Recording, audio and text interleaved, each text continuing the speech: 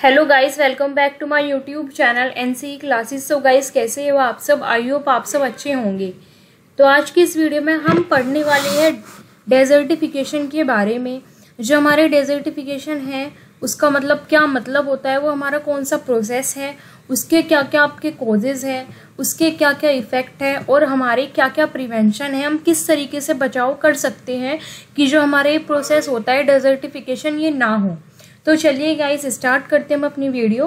और ये आपका छोटा सा टॉपिक है, एग्जाम के पॉइंट ऑफ व्यू से ये इम्पोर्टेंट है, तो आप इसे अच्छे से पढ़ के जाना। तो देखिए गाइस, डेजर्टिफिकेशन हमारा क्या होता है। अगर हमारा कोई भी लैंड है, फर्टाइल लैंड, वो धीरे धीरे आपका जो लैंड है उसकी फर्टिलिटी कम हो जाती है।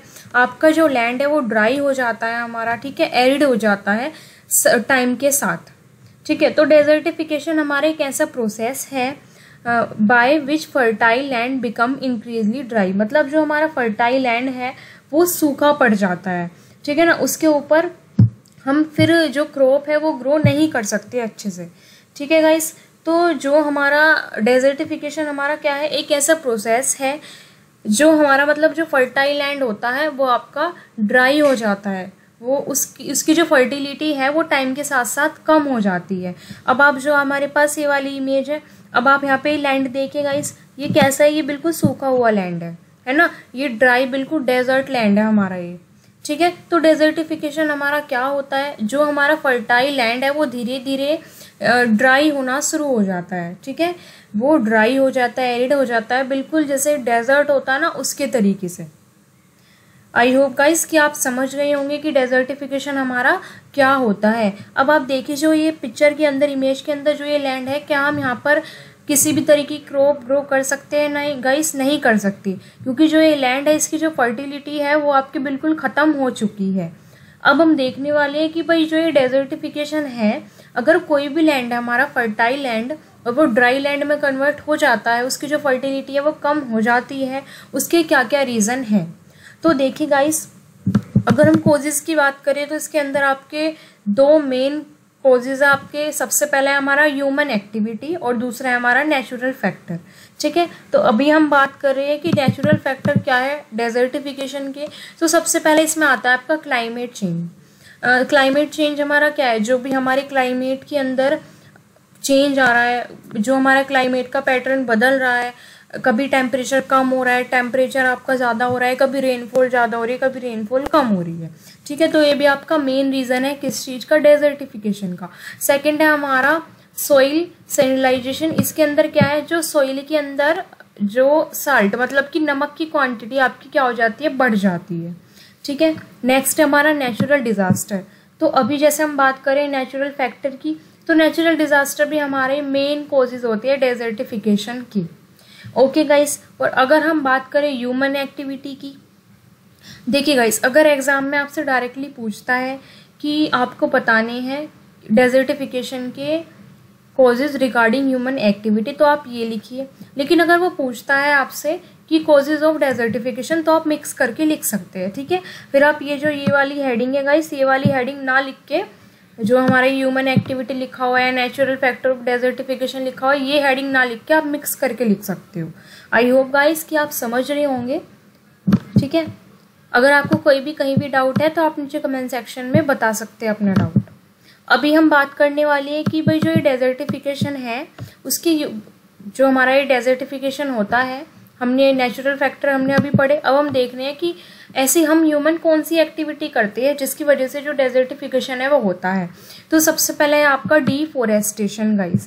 डिफॉरेस्टेशन हमारा क्या होता है आपको अच्छे से पता होगा, हमने वीडियो पे डाली हुई है डिफॉरेस्टेशन टॉपिक पर।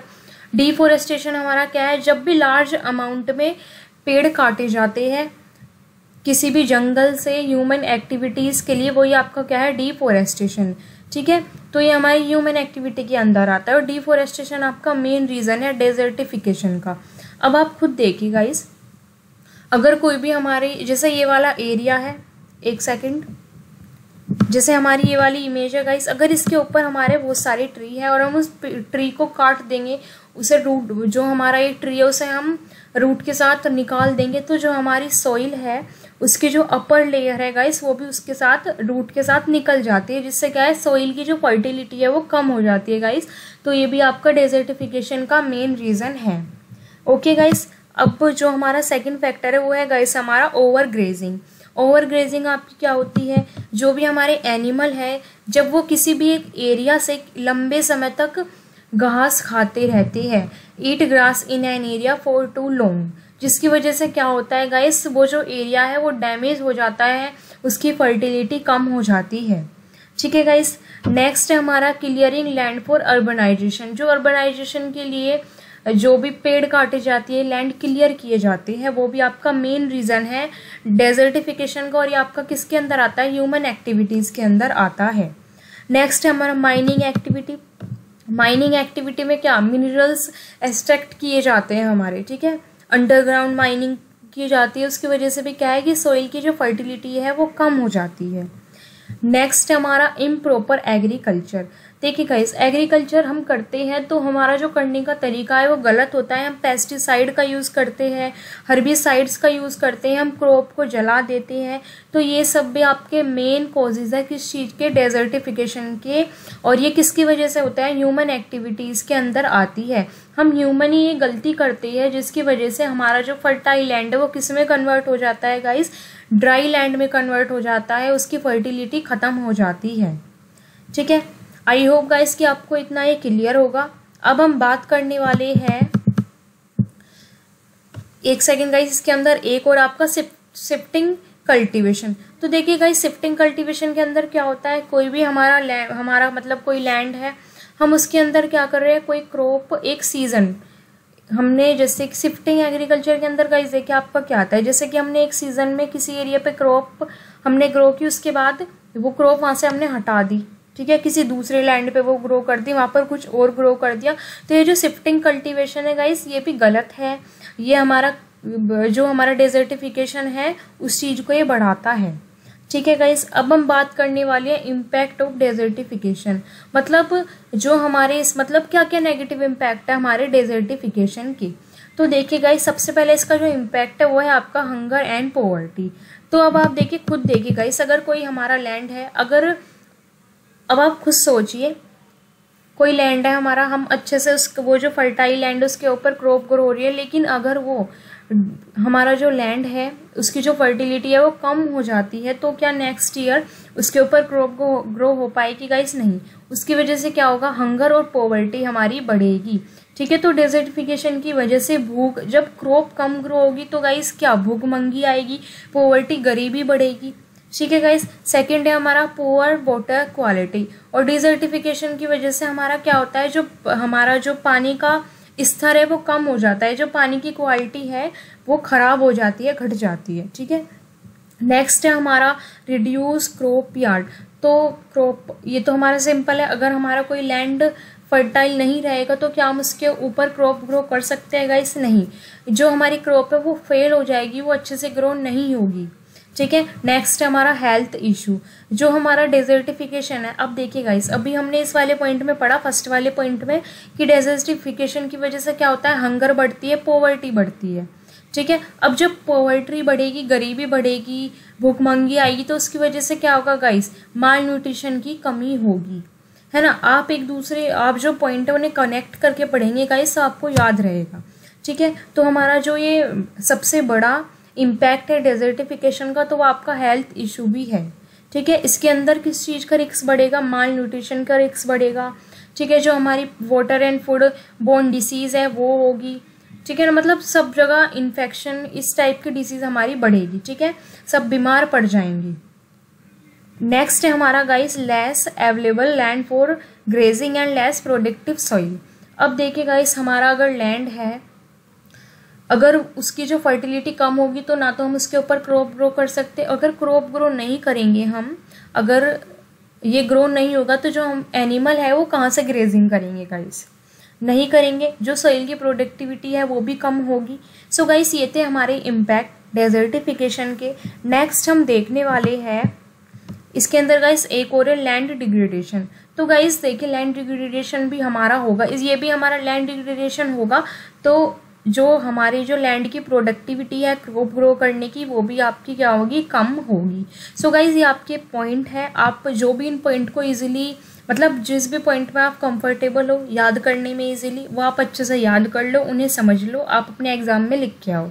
ठीक है गाइज, नेक्स्ट है हमारा, अगर हम बात करें इसके सॉल्यूशन की, या हम प्रिवेंशन भी बोल सकते हैं कि हम क्या क्या बचाव करें कि जो ये डेजर्टिफिकेशन है हमारा ये कम हो, हमारा जो फर्टाइल लैंड है वो ड्राई ना हो। तो गाइस सबसे पहला हमारा क्या है इसके अंदर, प्लांटिंग मोर ट्रीज। हमें क्या करना चाहिए गाइस, हमें पेड़ लगाने चाहिए। ठीक है, क्योंकि देखिए गाइस सबसे बड़ा आपका मेन रीज़न डेजर्टिफिकेशन का यही है कि जो हमारे पेड़ है वो काट दिए जाते हैं, उसकी वजह से सॉइल इरोजन होता है। और गाइस सॉइल इरोजन भी आपका मेन रीज़न है डेजर्टिफिकेशन का। ठीक है, तो हमें क्या करना है, पेड़ लगाने हैं गाइस। ठीक है, हमें क्या करना है, ज़्यादा से ज़्यादा पेड़ लगाने हैं। सेकंड है आपका वाटर मैनेजमेंट। आपको देखिए गाइस, वाटर मैनेजमेंट का हमारा मतलब है कि जो हमारा डैम है ना, हमें उसके अंदर पानी स्टोर करके रखना चाहिए, ताकि जब हमारा जो ड्राई सीजन है हम उस पानी को यूज़ कर सकते हैं अपने क्रॉप के लिए। ठीक है, तो आपको वाटर मैनेजमेंट करना चाहिए, पानी बचाना चाहिए गाइस आपको। और जब भी हमारा मतलब ड्राई सीजन है हम उसका यूज़ कर सकते हैं, use to irrigate crop during the dry season. ठीक है गाइस, सेकंड है हमारा ड्रिप इरिगेशन। देखिए गाइस, अगर आप गाइस देखिए ड्रिप इरिगेशन हमारा क्या होता है। ड्रिप इरिगेशन हमारा एक मेथड होता है जिसकी वजह से जो हमारी मतलब कोई प्लांट है, प्लांट की जो रूट है उसके अंदर जो पानी है ना गाइस वो बिल्कुल धीरे धीरे जाता है। ठीक है, तो देखिए गाइस आपकी ये वाली डेफिनेशन भी थी और ये वाली डेफिनेशन मैंने अभी राइट डाउन की है कि आप ज़्यादा कंफ्यूज ना हो, आपको ये इजीली समझ आ जाए। तो ड्रिप इरिगेशन हमारा एक मेथड है पेड़ को पानी देने के लिए, और ये हमारा मेथड कैसा है, स्लो मेथड है। ठीक है, क्या करते हैं हम छोटे छोटे से होल कर देते हैं, पिन साइज होल। ठीक है गाइस, इससे क्या होता है, जो हमारा soil water into the soil at the root zone of the plant. तो क्या है, हमारा पौधों को जो पानी देने का हमारा एक मेथड है जिसमें जो पौधों की जड़ होती है, रूट वाली जो जगह होती है, उसमें जो मिट्टी में धीरे धीरे पानी टपकता है। ठीक है, एकदम से पूरा पानी नहीं जाता, धीरे धीरे पानी आपका जाता है। ठीक है गाइस, तो हमें ड्रिप इरिगेशन भी करनी चाहिए अगर हमें डेजर्टिफिकेशन को कम करना है। नेक्स्ट है हमारा इम्प्रूव सॉइल क्वालिटी। सॉइल की क्वालिटी अगर हम इम्प्रूव करेंगे तो इसकी वजह से क्या होगी, जो सॉइल की फर्टिलिटी है वो बढ़ेगी, घटेगी नहीं, वो बढ़ेगी। और हम कैसे कम कर सकते हैं सॉइल की क्वालिटी, कैसे इम्प्रूव कर सकते हैं गाइस, कम नहीं इम्प्रूव, कैसे हम सॉइल की क्वालिटी सही कर सकते हैं, या हम कह सकते हैं कैसे हम सॉइल की क्वालिटी बढ़ा सकते हैं, अच्छी कर सकते हैं। आपको क्या करना है, जो एनिमल ग्रेजिंग करते हैं वो हमें कम करनी है। ठीक है गाइस, हमें क्रॉप ग्रो करनी है, और जो हमारा एनिमल का मैन्यूर होता है उन्हें हमें यूज़ करना है एज अ फर्टिलाइजर। ठीक है गाइस, तो ये थे आपका, ये हमारी छोटी सी वीडियो थी गाइस डेजर्टिफिकेशन के बारे में। आई होप गाइस कि आपको ये पूरा क्लियर होगा। एंड अगर आपको कहीं भी कोई भी डाउट है तो आप नीचे कमेंट सेक्शन में पूछ सकते हैं। एंड गाइस नेक्स्ट वीडियो हमारी होने वाली है बायोडाइवर्सिटी के बारे में, और ये आपका सेकेंड यूनिट है। ठीक है, और एग्जाम के पॉइंट ऑफ व्यू से भी मोस्ट इंपॉर्टेंट टॉपिक है आपका बायोडाइवर्सिटी।